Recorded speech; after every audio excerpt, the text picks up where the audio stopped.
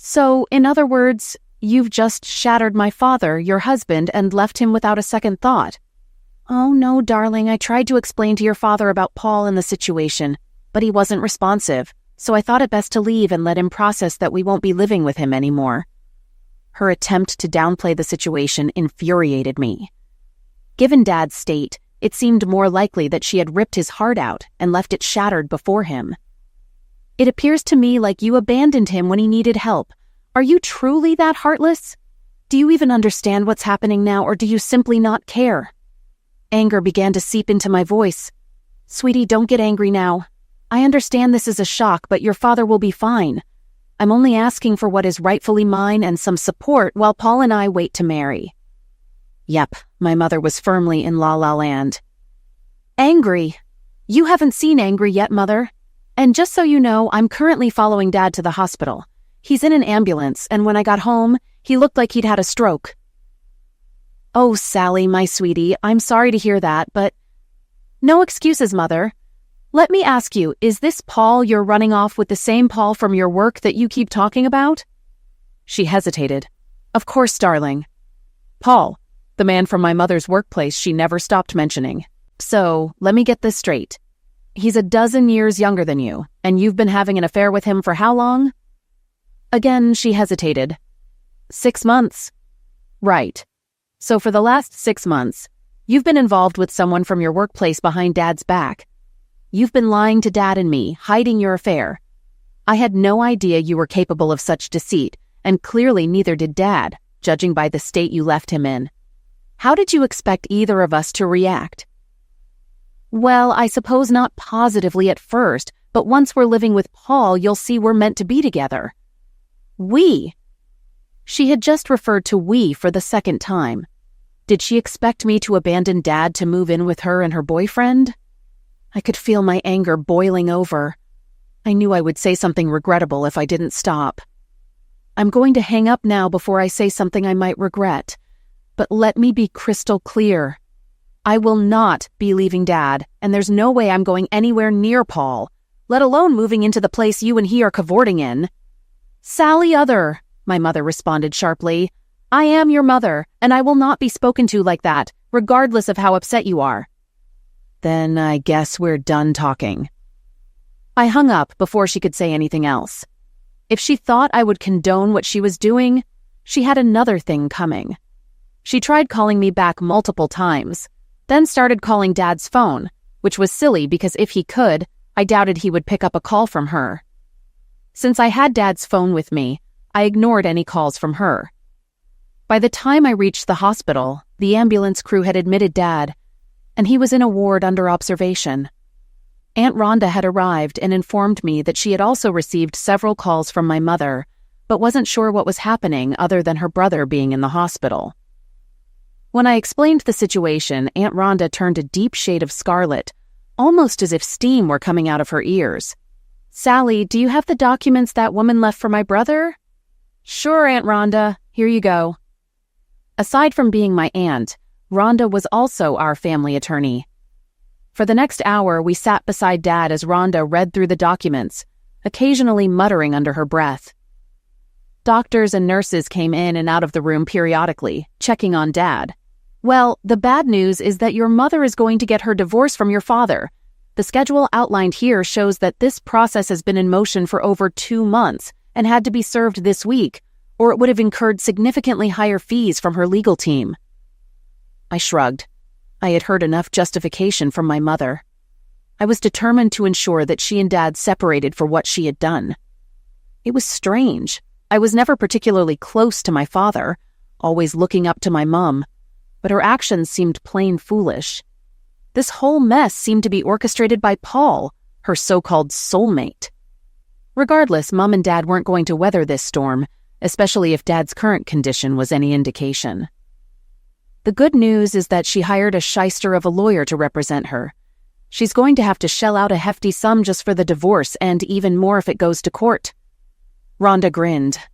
Meanwhile, my dear brother has the best lawyer in town, and he's getting the family discount. We shared a smile for the first time that evening. Additionally, some of the claims here, like wanting 50% equity in the house and 60% of the financial assets, along with spousal and child maintenance, are likely quite exaggerated.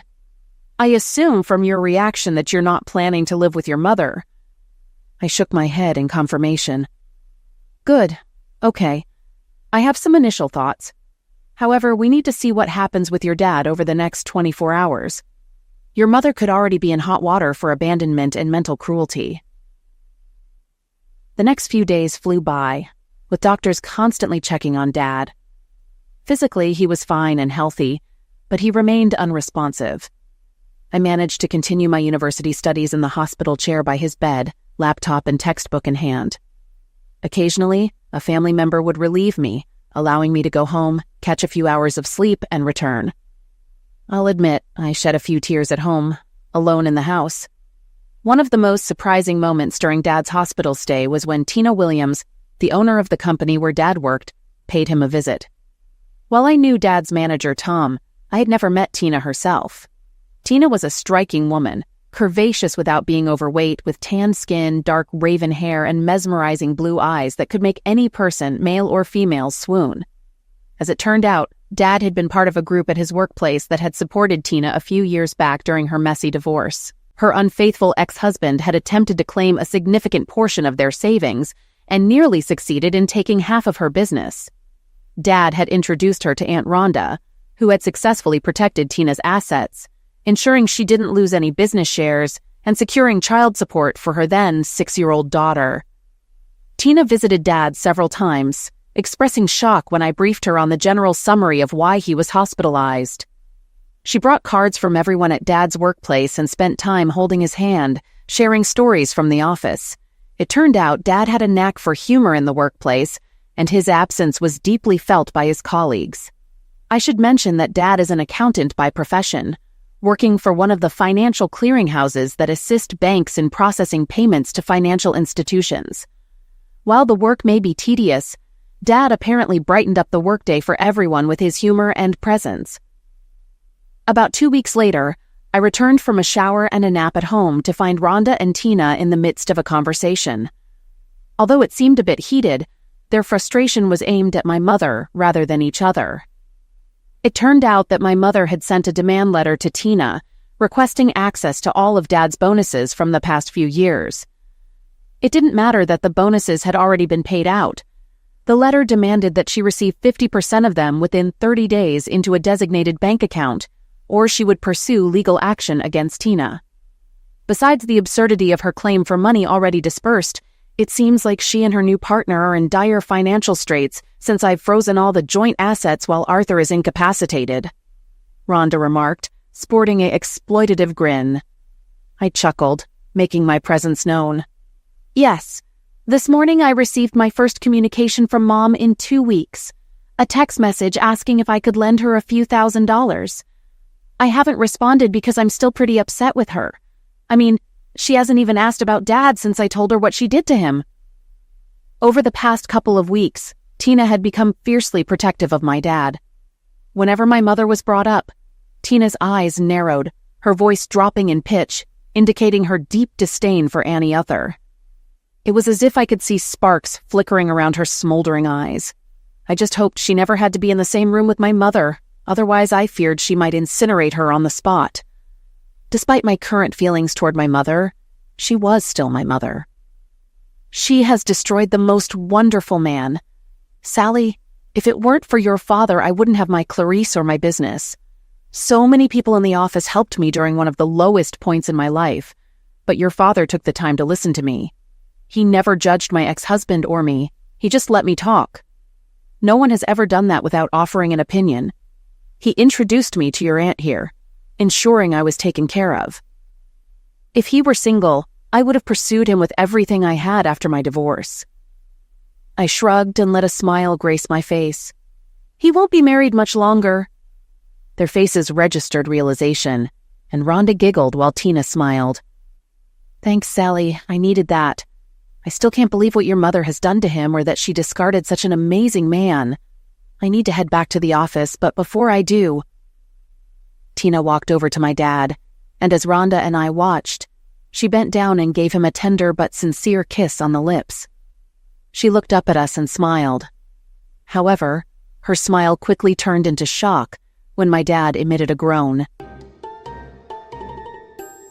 As I gradually woke up, I sensed soft lips on mine, just the right amount of pressure, conveying a gentle and tender affection I hadn't felt in a long time.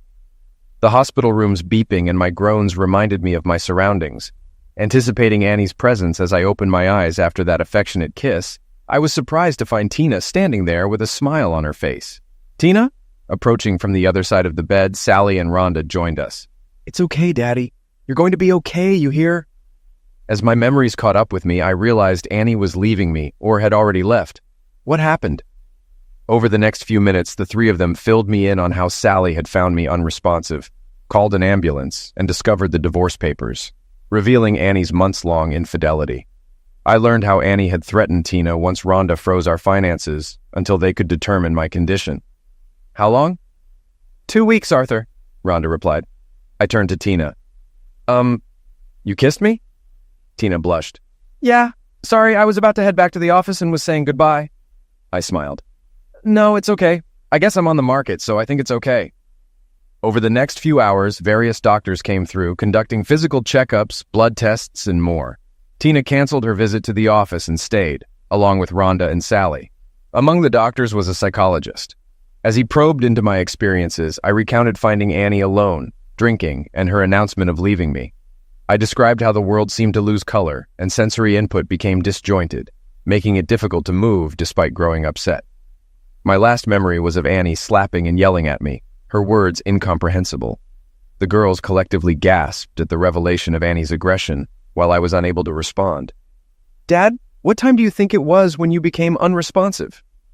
"I'd say it was around 5:30, baby." "Why?" "Because it was past 7:30 when I got home and found you, and there was no red mark on your cheek. So I assume Mom must have left you there alone for quite some time." The psychologist interjected.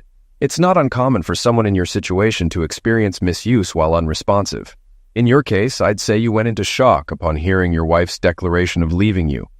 Although this is a much more extreme case than usual, it does make sense." Rhonda added, "When Arthur was young, there was a bully a few years older than him. He teased Arthur quite a bit, and one day a neighborhood parent found Arthur lying on the ground in a local park. Our parents put him to bed, and he woke up the next morning. It wasn't overthought, as he woke up regularly the next day, but it did happen. I remember Billy pushing me around and teasing me in the park. After a while, I didn't know what happened, but when I woke up, Mom and Dad told me I had passed out and someone brought me home. When I told them about Billy, they spoke to his parents. The next day, Billy came up to me at school and apologized. I chuckled at the memory. I don't think he was sincere, but he never bothered me again after that day. "I believe we may have a precedent here," the psychologist mentioned. "In many ways, the mind remains poorly understood. However, if something similar has occurred before, it's plausible it could happen again." I frowned. He reassured. "I wouldn't worry too much. With the love and attention of these 3 lovely ladies, even if something were to happen again, I believe you will be well taken care of." We conversed for a few more minutes before he excused himself. I also found myself fatigued, which might seem odd for someone who had just slept for the past 2 weeks. But I was. So I sent all 3 girls home to rest, and informed them they could visit me tomorrow to ensure I was all right. Over the next 2 days, I eased back into life. Tina brought me a work laptop and a few simple tasks to complete with instructions, only if I felt bored. Rhonda visited primarily to review her revised divorce documents and to have me sign some papers so she could proceed with ending my marriage to Annie. Rhonda also brought along a young detective, Karen Hill. Detective Hill conducted an hour-long interview with me regarding my experience that night with Annie. She thanked me and informed Rhonda and me that her report would be ready in a few days. I wasn't certain if we were planning to file a complaint against Annie. Eventually, however, Rhonda instructed me to leave everything to her, kissed me on the forehead, and departed. On the second day afternoon, after waking up from what Sally dubbed my checkout, I was discharged to return home. Sally accompanied me, and I was surprised to find Tina waiting at the door. She assisted Sally in guiding me to her large suburban SUV. Tina stayed for dinner that night. We opted for takeout, and she pitched in to clean up before staying to watch TV with us for a couple of hours. When she left, Sally hugged her and made sure I walked her to her car. "Tina, thank you so much for everything you've done these past few weeks. I don't know how I can repay you." "Well, in a few weeks, when you're feeling back on your game, you can take me out for dinner and dancing." I blushed. Here I was, just an afternoon out of the hospital, and the woman whose kiss had awakened me was asking me out. But she was attractive, and according to Annie, I was to be a single man again. "Okay, next Friday night after work. That gives me almost 2 weeks to get myself back to normal." She nodded and gave me a warm hug. It lingered a little longer, and I sensed a deeper meaning. As she got into her car, I found it amusing that for a moment I wondered about the name of the woman I had been married to for almost 25 years. For the next few days, Sally, Rhonda, and Tina hovered around me, ensuring I was all right. It was comforting to be cared for in such a way. However, the news Rhonda brought me that Friday afternoon caught all of us a little off guard. "This afternoon, Annie got arrested," she announced. "What happened?" I inquired. "Well, after your statement to the police at the hospital, they issued an arrest warrant for Annie on grounds of mental cruelty to a person with a disability. This is because you were mentally disabled and unable to defend yourself at the time. Also, she left you unattended for an unspecified period, which adds to her troubles," she explained. "What does this mean for the divorce?" Tina, who had joined us again for dinner, asked. That evening, she had her 8-year-old daughter Clarice with her, who was watching a Disney movie in the lounge room while we conversed. With Monday marking my return to work, Tina would see me then. However, I was starting to grasp that she was seeking more than just an efficient number cruncher in the office. I found myself not objecting to the idea of Tina and picturing her, contemplating what lay beneath those nicely fitting clothes she wore whenever she visited. Rhonda grinned. "It's likely going to tilt a few things in Arthur's favor. I'm advocating for a 50-50 split of the bank accounts in the house. I know we could aim for more given the circumstances, but I reckon Arthur would want to be fair." I nodded. "Annie won't be able to touch any of the bonus money she tried to extract from you, Tina. I filed a case against her for extortion alongside the mental cruelty charge. It won't do much except prevent her from accessing what isn't rightfully hers. She'll probably be out in a couple of days, none the worse for wear, and likely back with her wretched soulmate. What I aim to do is expedite the divorce using Arthur's hospitalization and recovery as a pretext. Then, depending on her reaction, I have plans in motion. I'll ensure Arthur doesn't lose anything he shouldn't," she said, smiling. "So, how long will the divorce take, Aunt Rhonda?" Sally inquired. "Assuming everything goes smoothly, it should take around 3 months. After that, if Annie decides to contest anything, I'll bring in reinforcements, which will prolong the process but inflict more damage on her," Rhonda explained. That evening, as I escorted Tina to her car, Sally assisted Clarice into the back seat of the large Suburban. Tina embraced me once again and surprised me with a quick kiss, reminiscent of the other day. "Arthur, I know you're married, and you're a man of honor, so I won't rush things. But I want to lay claim to you now and let you know that I desire you. I've wanted you for a long time, of course, but I'd never pursue a married man or disrespect someone's marital vows. I've experienced that myself, and I wouldn't want to inflict that on someone else, even if their marriage is in trouble," Tina expressed sincerely. For a moment, I gazed into her deep blue eyes, brushed a strand of her dark hair from her face, and then leaned in to kiss her. Instead of a tender kiss, it became one filled with passion, lasting perhaps 30 seconds. I sensed the mutual connection between us. When I pulled back, Tina's eyes were closed, and she ran her tongue over her lips, savoring our kiss. I grinned. "Consider that my acknowledgement of your claim." We glanced at the girls, both of them giggling at our kiss. Clarice was clapping, and Sally sported a huge grin. As Tina and Clarice drove off, Sally hugged me, and we waved goodbye. The following months were quite a ride. On one hand, Annie wanted a speedy divorce, but on the other, she wasn't content with the settlement. It seemed Paul was calling the shots, convincing her she deserved the lion's share of the assets. He was feeding her lies, and deep down, she must have realized it after so many years of marriage. As her settlement demands grew more absurd, Rhonda had a single conversation with Annie's lawyer, and whatever was said put an end to all objections overnight. Tina and I went on dates every Friday night while Sally began babysitting Clarice, picking her up from school and looking after her, giving Tina and me time for dinner, coffee, and entertainment. Though we never went beyond holding hands and kissing, I had a feeling the night my divorce finalized would be unforgettable. Back at work now, things were going smoothly. While we were a successful financial organization, we weren't in the big leagues. We all did our jobs, were well compensated, and enjoyed each other's company. I think the staff caught on to Tina and me becoming an item at some point. Although everyone was happy for us, I had to dial back my usual antics.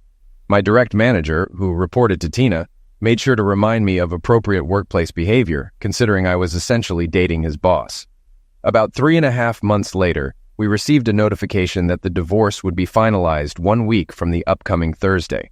There were no court proceedings. However, Annie had requested a meeting to discuss matters before the final decree. I agreed to meet the day before, and we arranged for her to visit the house to speak with both Sally and me. I had taken the afternoon off from work and prepared lamb chops and gnocchi in a burnt butter sauce for the three of us. It was a favorite meal for all of us, and I hoped it would help ease any potential awkwardness during our conversation that evening. Sally arrived home around 5:30, went to shower and change, and just before 6, the doorbell rang, signaling Annie's arrival at the front door. I haven't described Annie's appearance in some time, but perhaps I should now, with a before and after perspective. Before everything unfolded a few months ago, Annie was an attractive mid-40s housewife. She had cropped, shoulder-length brown hair, a curvy figure typical of a mother, and although carrying a few extra pounds, she was still quite attractive. With a well-proportioned 34C bust and an appealing rear, she was an attractive wife. Unfortunately, the woman standing before me now was almost unrecognizable. Annie had gained a significant amount of weight, developed jowls under her chin and puffy cheeks. Her stomach, which had previously had a slight mom belly, now sagged over her pants, and her once curvy posterior had expanded. Furthermore, she was dressed in loose-fitting clothes that concealed even more. Now, I have nothing against people of larger size, but that wasn't the Annie I knew. I think my surprise at her physical transformation was evident on my face, although Annie made no comment about it, merely grimacing in response. Hello, Annie. Please come in," I greeted as we entered the kitchen. I offered her a glass of wine, which she accepted, and we engaged in small talk for a few minutes. She inquired about work and my well-being, while I skipped the inquiry about her health. "It's what Paul wants. He didn't like how thin I was, so we've been working on bulking me up," she addressed the unspoken question.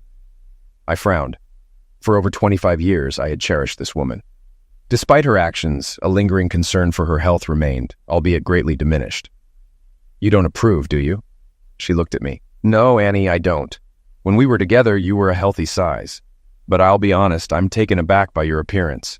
You don't seem well, and if I weren't so hurt by what you did, I'd be more concerned about your health and try to help," I expressed. "But you don't care, do you?" Her expression fell. "You and Sally, you're happy and healthy without me here." "Well, there's a part of me that cares, but when you walked out of here and practically left me for dead," I trailed off, shrugging while she sighed. "I deserve that. I did a terrible thing, didn't I?" "No, Mother," Sally interjected, appearing fresh from the shower. "You did a freaking horrible thing. You single-handedly tore apart a happy family, then walked out without a care in the world. And I, for one, can't understand why Dad agreed to let you come here tonight." "Sally, calm down," I intervened. "Your mother knows the situation we're in and how unhappy we all are. She requested this meeting tonight, so I thought the least we could do is be mature and hear her out." Sally wasn't pleased. As far as I could tell, like me, she hadn't spoken to her mother since that momentous day. The way my daughter was glaring at her mother, this situation wouldn't end well for anyone. It was time to steer the conversation elsewhere. Attempting a cheerful tone, I suggested, "Tough discussions aren't ideal right before dinner, so let's eat first." I served dinner, and though no one spoke, there were numerous glances exchanged across the table. Sally maintained a steady glare at her mother throughout the meal. After dinner, I cleared the table, and Annie requested to speak to Sally alone. "No way! You can say whatever you want to me with both of us present," Sally retorted firmly. I felt torn, but it was evident Sally was resolute about not being left alone with her mother. Annie seemed to sense that too. The look in her eyes mirrored what her mother had done to me on that fateful night. She acquiesced. Annie took a deep breath, hesitant to discuss matters in front of me, but she addressed Sally. "Well, Sally, I wanted to ask for your forgiveness for what happened that night. I didn't handle things properly, and despite everything, I don't want to estrange my daughter forever." Glancing at me, Annie added, "There's more, but I'd prefer to discuss it in private without your father present." "Sorry, Mom, but if you can't say it to both of us, then I don't want to hear it," Sally declared. Before Annie could respond, Sally stood up and left the room, slamming her bedroom door shut moments later. "I hope that would go better," Annie murmured softly, more to herself than to me. "I think considering the circumstances it went rather smoothly," I replied, letting her know I understood. "Really?" Annie sounded surprised. "Yes, really," I sighed, continuing. "Annie, you need to realize that at this moment nobody in this house holds much affection for you." She started to reply, but I raised my hand, signaling her to let me finish and lay everything out. "First, you engage in a long-term carnal affair with someone, then conceal it from both Sally and me. Next, you serve me with divorce papers out of the blue, and when I enter what Sally refers to as checkout mode, you proceed to yell, scream, and then slap me." Annie appeared stunned, like a deer caught in headlights. "Yes, I remember that, and I recall most of that time until shortly after you first slapped me. But let's continue. At some point, you abandon me when I am unresponsive, leaving me there until Sally arrives home and discovers me in the same state," I recounted. Annie's expression turned to panic. "When Sally calls you, you show no concern for me despite your daughter being visibly distressed about her father. You never once inquire about my well-being until tonight, make unreasonable demands of my workplace, and upon entering here, it's still all about you. You ask Sally for forgiveness, yet you have not apologized to her at any point." I paused briefly, hoping my words would resonate. "Yes, Annie, with all of that considered, I think things went quite well." Annie's gaze shifted to the floor, tears welling in her eyes. They hadn't yet fallen, but they lingered threateningly. I couldn't discern whether they were for Sally, myself, or simply a reflection of her own emotions. Continuing, I stated, "Now our divorce will be finalized tomorrow, and unless you have anything further to add, I believe we have fulfilled your request for a final meeting." I walked to the door and opened it. Annie glanced at me before exiting. Once outside, she turned to look at me. "Arthur, we did have some good years, didn't we?" "Yes, Annie, most of our time together was incredible. You were an exceptional lover, a devoted wife, and a loving mother. I'm not sure what this Paul character has done to you, but I don't see the woman I fell in love with in the person standing before me. All I see is someone who seems lost, manipulated into becoming overweight, self-centered, and caring more about what others can provide for you than the people themselves." Once again, she lowered her gaze to her feet. "You truly mean that, don't you, Arthur?" "Yes, I do," I affirmed. She turned to leave but hesitated, looking utterly broken this time. "Arthur, about the house. Paul told me I needed to ask." So that was the purpose of her visit. It wasn't about reconnecting with her family. It was solely about money. I chuckled, leaving Annie puzzled by my reaction. "Go tell your soulmate that you'll have your share of the savings and the equity from this house transferred to the bank account your lawyer provided to Rhonda by this time tomorrow. And Annie," she glanced at me, "protect that money from Paul or you won't have it for long. Update." The next morning marked the final decree, and Annie and I were officially no longer husband and wife. There was a small twinge of sadness within me, but it was fleeting. Mostly I felt content. The past few months had been challenging for everyone. Now, at 48 years old, I felt liberated, knowing I still had much life left to live. Rhonda phoned to inform me that pizza was on her tonight at my place. During lunch at the office, Sally dropped by. We reminisced about happier times with her mother when we were a complete family. Despite Sally's dislike for her mother, I could sense she missed the woman she once was. Truthfully, I did too. We shared many good years together. As Sally left, there seemed to be a silent exchange between her and Tina. Not long after, I was summoned to Tina's office. She closed the door and then kissed me passionately, as if the sun might never rise again. I must admit, I responded in kind. "Can I claim you as mine now, Arthur?" Tina asked. I felt a sore spot on my neck, likely from a bruise forming where she had just kissed me moments before. "I think you may have already done that." That evening's dinner was delightful, with Sally, Rhonda, Tina, and Clarice all joining in to celebrate my newfound freedom from Annie. Later that Friday night, after the girls were in bed, Tina and I consummated our relationship. I must have done something right because throughout the weekend, Tina seemed a bit sore whenever she sat down, but her eyes burned with a fiery passion that I knew was reserved for me alone. 6 months later, we tied the knot in a beautiful ceremony by a local lake, with many of our colleagues in attendance. Though we initially planned to marry later, we decided to move the date up to coincide with the arrival of Sally and Clarice's new little brother. Update. 5 years had passed, and Sally, her boyfriend Tina, and I were enjoying dinner at a local restaurant when 5-year-old Keegan posed a question. "Daddy, who is that lady who keeps staring at us?" Turning to look, we spotted Annie sitting across the room. She had noticeably lost weight and appeared discontent. Since the divorce, we hadn't seen or heard from her, and she hadn't attempted to contact Sally. Excusing myself from the table, I approached her. "Hi, Annie." "Hi, Arthur. How are you?" I inquired. She glanced down at her chicken salad, replying, "You were right, Arthur. You were right about him. Paul convinced me I was his soulmate, and you meant nothing to him. But when I didn't receive the money up front, he persuaded me to gain weight because he loved me and preferred overweight women. After receiving the divorce settlement, you advised me not to give it to him. But I didn't listen. He squandered it in 6 months and then abandoned me."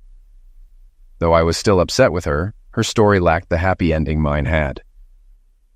"Since then, I've spent every moment trying to rebuild the confidence he shattered and reclaim some semblance of my former self," she confessed, holding back tears as she looked at me.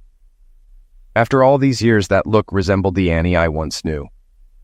"Arthur, I am so sorry. I treated you horribly. I did it because I believed Paul knew things you didn't.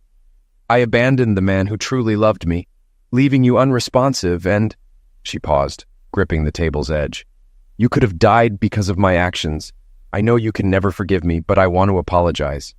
Tears streamed openly down her face. Surprisingly, Sally had joined us, standing beside me, also witnessing her mother's apology.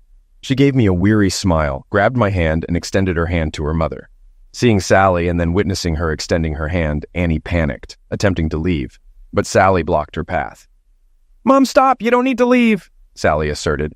Sliding into the booth next to Annie, Sally and I joined her. I glanced at Tina, who nodded in agreement. For the next hour, mother and daughter conversed. There were many tears shed, but for once, they were healing, not hurtful. Once they caught up, Sally and I reintroduced Annie to everyone else. Annie seemed a bit unsettled when introduced to Keegan as Auntie Annie. Following that day, we gradually welcomed Annie back into our lives. Sally and her mother reconnected slowly, meeting for coffee every week or two. Trust developed gradually between them, but eventually solidified. When Sally got married, Annie had the opportunity to play the role of mother of the bride. Tina occasionally invited Annie over for dinner at our house. Initially, I suspected it was to spite Annie for what she had lost, and Tina had gained by marrying me. However, while they never became close friends, Tina and Annie developed an odd sort of friendship that I never quite understood. Rhonda never forgave Annie for the injury she inflicted on me, although she remained polite when they encountered each other. With Tina's approval, Annie and I engaged in some post-marriage counseling. We addressed many of the issues from our past, spanning over 5 years ago. The counselor speculated that Annie might have been experiencing hormonal imbalances, but Annie vehemently rejected this notion. No, I threw away the most precious things in my life that day. I had a loving husband and a daughter who wanted to be with me.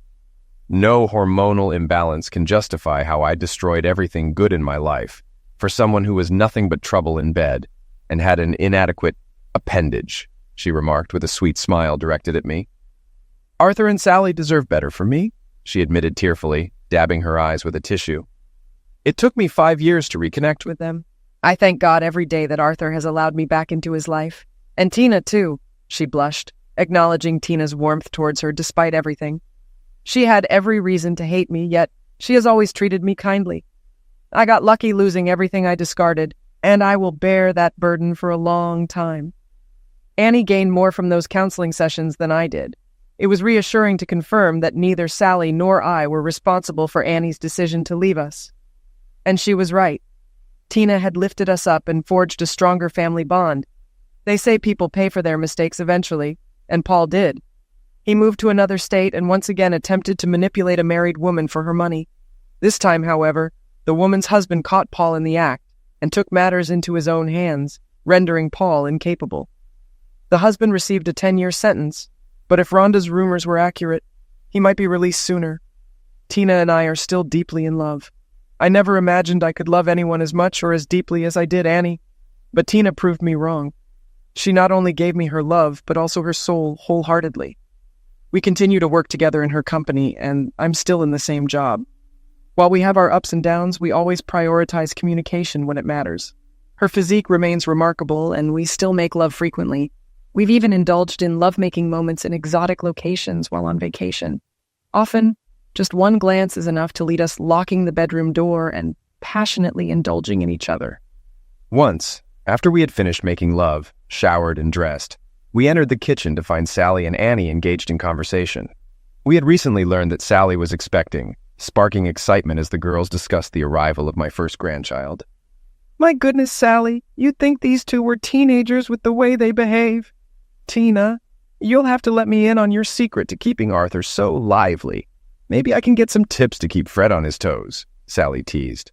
Amidst laughter, I blushed. Annie had been casually dating lately, but nothing serious until Fred entered the picture. Mom, let them be. We all know that Dad has been on a mission since... You know, Sally teased mischievously, her eyes twinkling. Annie hesitated while Sally laughed and Tina blushed. I simply leaned back, smirked at my girls, and felt myself stirred again by Tina's presence. Eventually, I excused myself, making my way back to the bedroom, with Tina following shortly after, locking the door behind her.